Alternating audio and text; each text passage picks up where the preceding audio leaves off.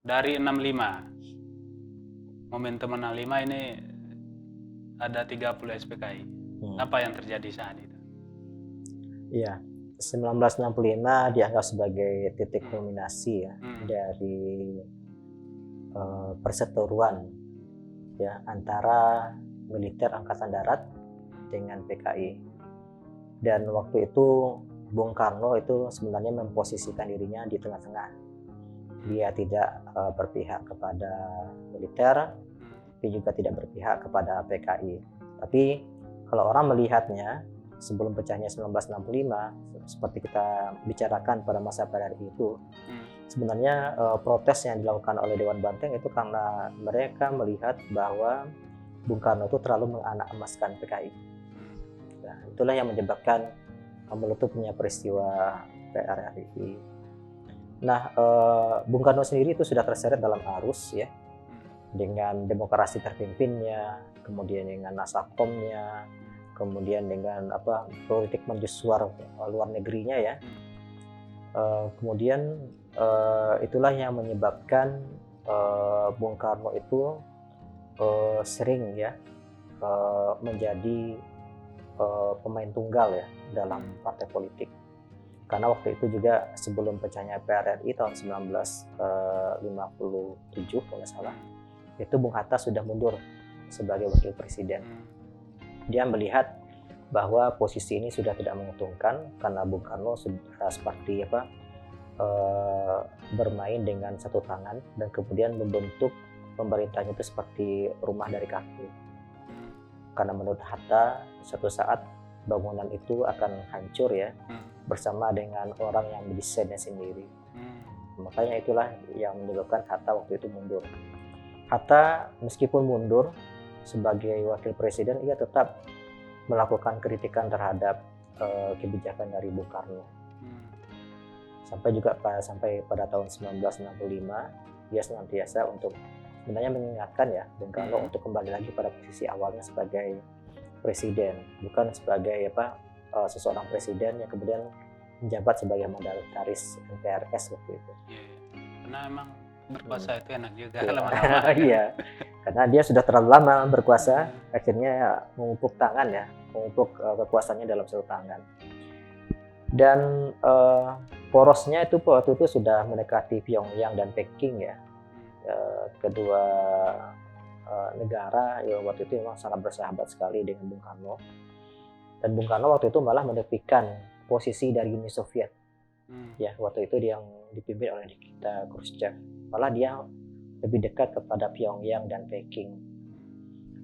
Dan itulah yang kemudian yang menyebabkan Bung Karno terus terlibat dalam politik mercusuar, sementara kemerosotan ekonomi waktu itu sangat membahayakan, inflasi sampai kepada 600%, itu sangat membahayakan sekali.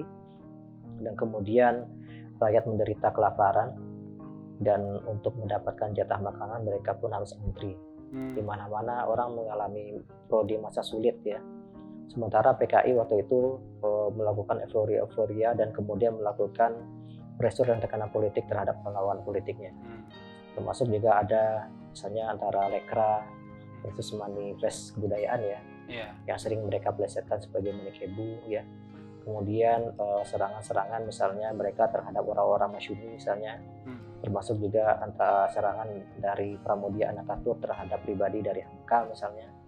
Dan itu sering bisa kita lihat dalam beberapa potret dari yang disuguhkan dalam surat kabar ya, pada tahun 1960-an sampai 1965. Sampai akhirnya muncullah isu Dewan Jenderal.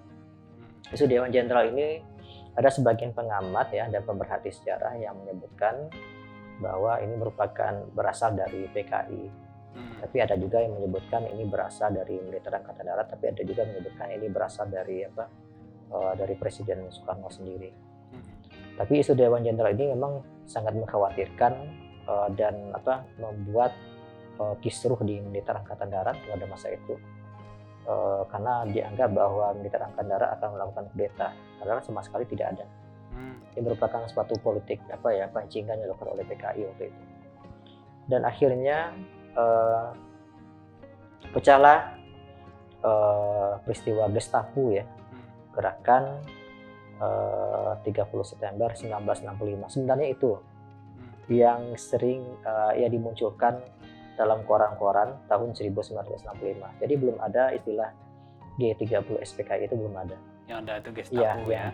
yang ada dulu adalah gerakan G30S 1965. Kemudian ada juga menyebutnya sebagai Gestapo ya. Kalau di orang Sumbar sering menyebutnya sebagai Gestapo.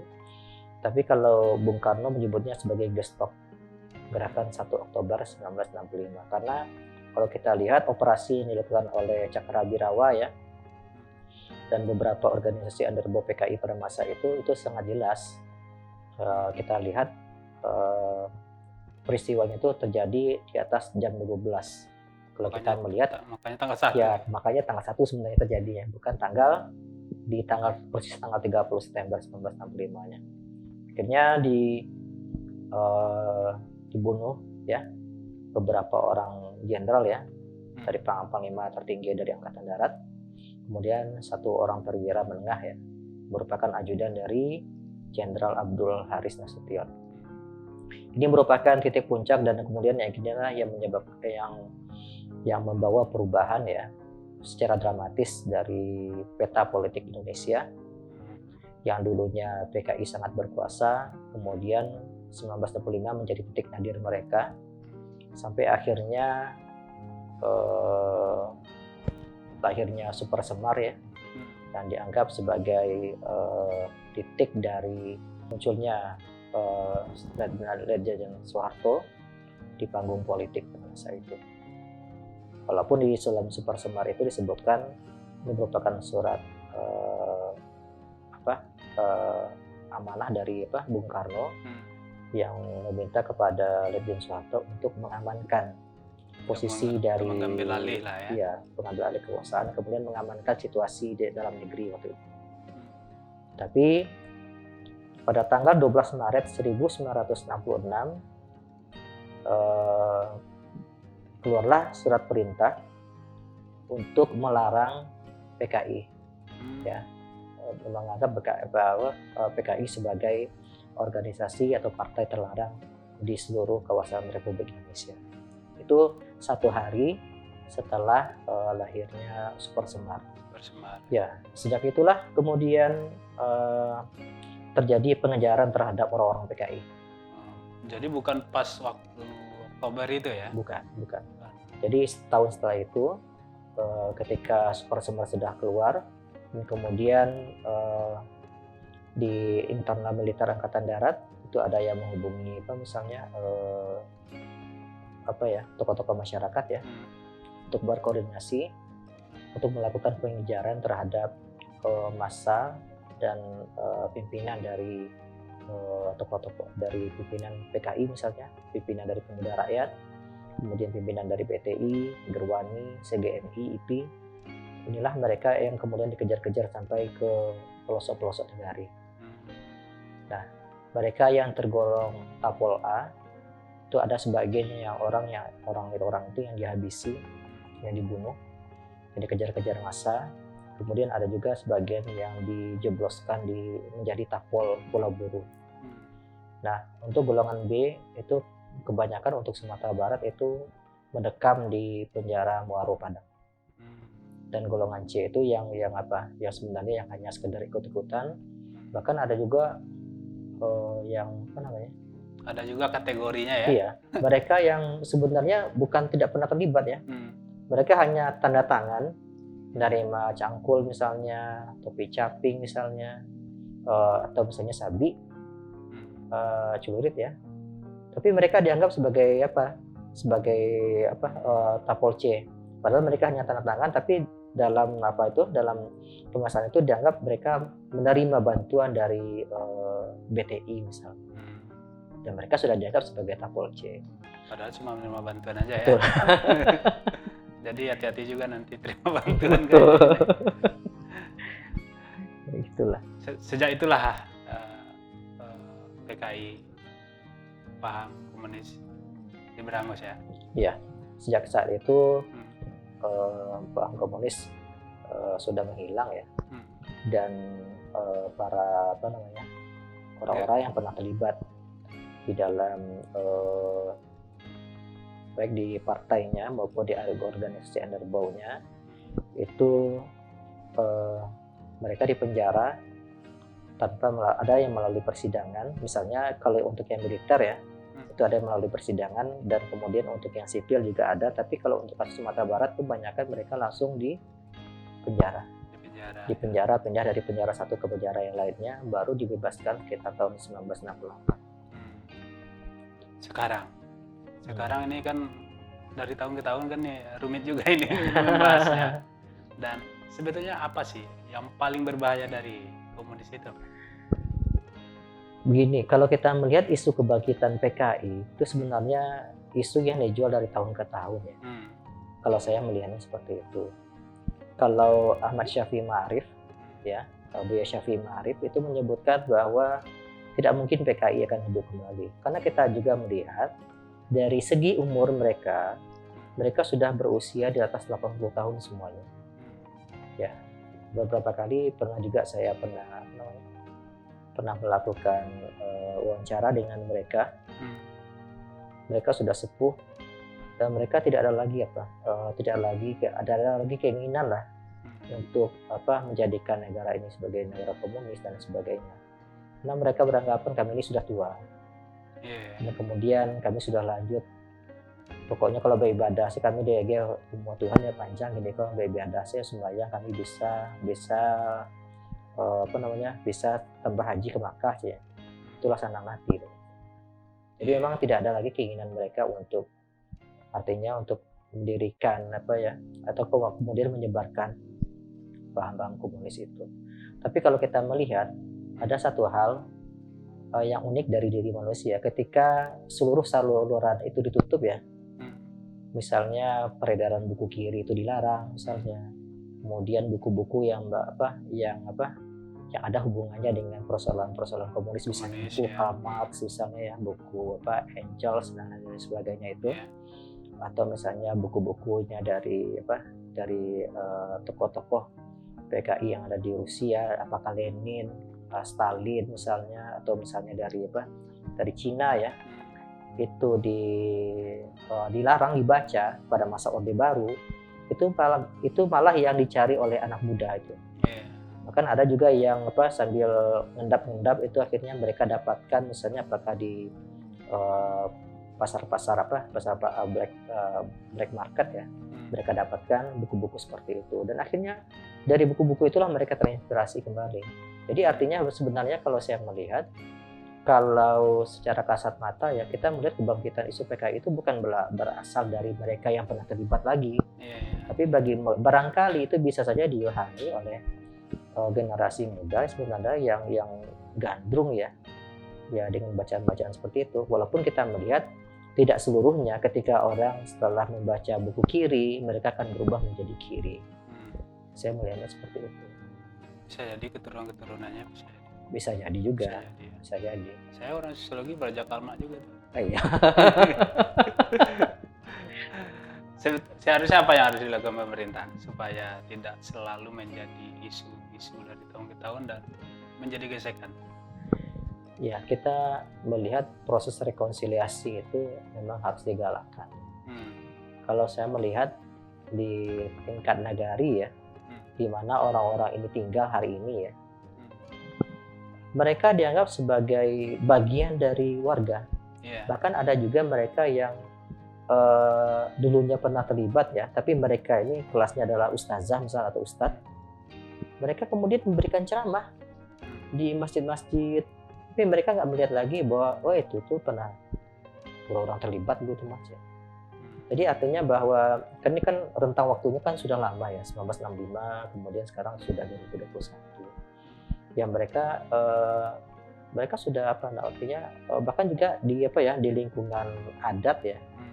Ada juga yang di antara mereka yang juga menjadi anggota dari Benu Kambung di nagarinya masing-masing. Nah kita melihat bahwa coba kita belajar dari Afrika Selatan. Afrika Selatan rasanya malah lebih pahit dibandingkan dengan kita. Afrika Selatan karena persoalan rasisme ya. antara apa ya, waktu itu yang berkuasa di sana adalah orang-orang dari kulit putih, kemudian orang kulit hitam akhirnya termarginalkan. Tapi ketika Nelson Mandela muncul ya sebagai presiden, dia melakukan langkah rekonsiliasi Dan itu berhasil. dan itulah yang membuat dunia ini bersimpati dengan persoalan yang ada di Afrika Selatan. Dan Indonesia mestinya sudah selesai juga mestinya. Seharusnya kita, kalau apalah gunanya kita harus mengembangbiakkan kebencian ya yang sudah menahun ya, bertahun-tahun, bahkan berpuluh-puluh tahun. Bahkan kita juga melihat ada dari keturunan mereka mungkin yang terlibat, akhirnya mereka tidak bisa masuk dalam pos-pos pemerintahan, atau menjadi sebagai pegawai negeri sipil, atau menjadi politisi kan. Tentara, misalnya politisi. Sebagian kan ada juga jadi politisi. Iya, tapi mereka harus melepaskan baju mereka dulu. Mereka harus mengubah akte mereka, mereka harus mengubah kartu keluarga mereka ya, bahwa mereka bukan dari keluarga yang terlibat. Kebanyakan seperti itu kasusnya. Jadi mereka harus menyamarkan jati diri mereka ya untuk bisa masuk misalnya sebagai PNS, sebagai tentara dan sebagainya. Kalau kekhawatiran bahwasanya saat ini sudah ada sebetulnya misalnya paham-paham itu merasuk ke beberapa tokoh dan mereka berada pada posisi yang cukup berpengaruh juga misalnya di politik gitu kan. Apa itu tidak perlu dikhawatirkan? Ya, kita melihat memang kekhawatiran itu pasti ada. Bahkan ada juga yang terang-terangan menyatakan bahwa dia bangga sebagai anak PKI ya. Ya, kita melihat juga itu secara nasional, kita melihat itu di layar kaca lah, ataupun nanti ada juga di buku-buku ya yang pernah menerbitkan ya tulisan tentang mereka. Tapi kalau saya melihat persoalan ideologi itu sebenarnya kan hanya sebatas ideologi ya, dan itu tidak akan merambah ya ke persoalan-persoalan ketika peristiwa itu telah berlalu ya berpuluh-puluh tahun. Misalnya 1945, 1965 mereka membangun kekuatan itu selama 20 tahun ya, 20 tahun, dan kemudian terjerembab dalam persoalan yang kemudian menahun dari 1965 sampai sekarang ya.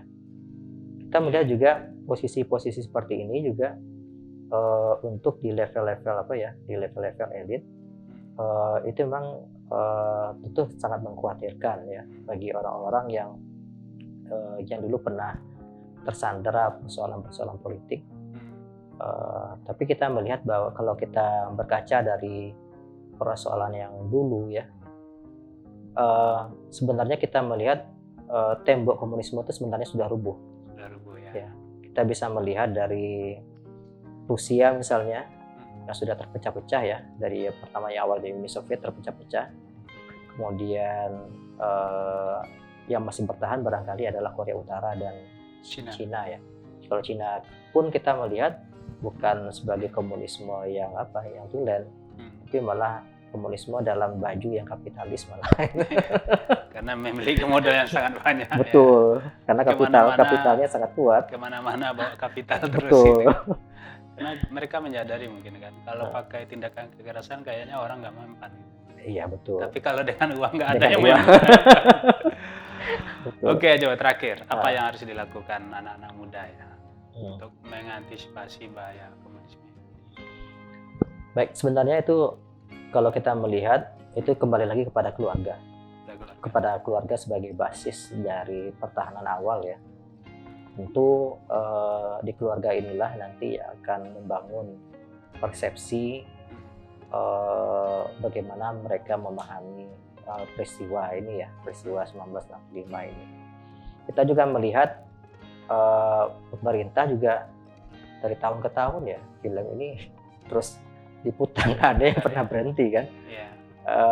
Itu saya rasa juga sudah cukup lah untuk memberikan pelajaran. Bahkan kalau saya bertanya kepada mahasiswa ya pasti mereka akan menjawab Siapa yang pernah yang terlibat dalam peristiwa itu siapa sebenarnya? Ya PKI lah Pak, gitu kan. Ya tapi mereka sendiri nggak tahu PKI itu apa. Iya. Ya mereka nggak tahu PKI itu apa. Apalagi sekarang di pelajaran-pelajaran sekolah juga Iya. dihilangkan pada kekuasaan sekarang kan. Betul. Maka kita melihat sebenarnya basis pertahanan itu ada dalam keluarga ketika mereka mencoba untuk memahami ya, memberikan pemahaman terutama terhadap ideologi lah. Seperti apa sih ideologi yang basis Islam itu seperti apa, dan sosialis itu seperti apa. Itu juga kembali kepada pimpinan keluarganya, pada ayahnya sebagai benteng pertahanan awal. Tapi itu sepertinya sulit juga kan, karena kepala keluarga memikirkan ekonomi juga. Ideologi apa yang dipikirkan oleh Indonesia sekarang kan? Selain dari ekonomi ya, persoalan perut. Yang paling signifikan. Dan maka ketika ekonomi sulit, ya mereka bisa saja nanti akan membuat semacam semacam gerakan baru lagi. Ya bisa jadi. Iya, karena persoalan karena ada persamaan nasib nanti di situ. Betul. Maka satu rasa kan. Ya, maka komunal akan terbentuk di sana nanti. Terbentuk di situ. Oke, Ajo, terima kasih. Saya pikir sudah cukup terang ya bagaimana perkembangan asal muasal PKI di Sumatera Barat ya, sampai terjadi gejolak, apa yang disebut OPR dan apalagi pembalasan setelah terbitnya surat Supersemar ya. Setelah itu pemberangusan terhadap pelarangan terhadap organisasi PKI. Nah, sekarang mungkin kekhawatiran terhadap bahaya komunisme itu melihatkan sudah agak tidak perlu dikhawatirkan lagi ya. Tergantung keluarga lagi memberikan pemahaman. Oke Ajo, terima kasih atas kehadirannya di Andalas TV. Semoga apa yang Ajo sampaikan bermanfaat bagi kerabat Andalas TV. Dan sekali lagi terima kasih. Terima kasih. Assalamualaikum warahmatullahi wabarakatuh.